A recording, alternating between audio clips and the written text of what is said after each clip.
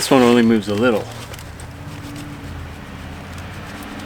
Not anywhere close to that one. So to get this off, obviously you need to remove the wheel, but there are 4 bolts bolting the fender to it and 4 bolts bolting it to the axle.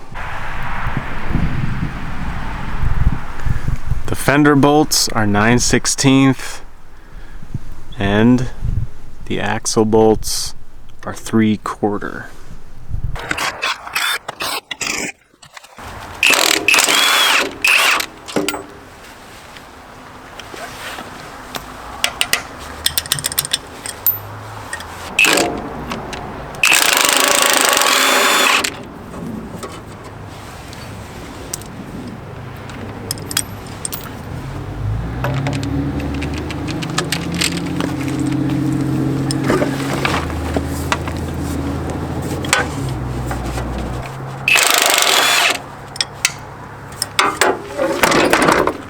The lower 2 you got to access from behind, so use a breaker bar and a long-handled thing and access them that way.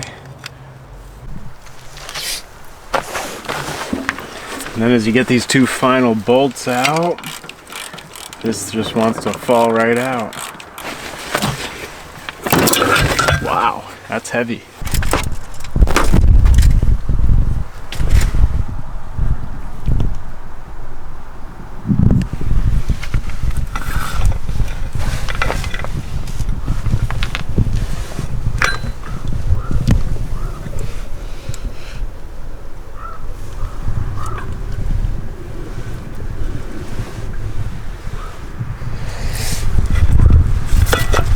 Alright, thanks for watching. This video was about removing this from the tractor. The next video will be about taking this apart and checking and or replacing the bearings.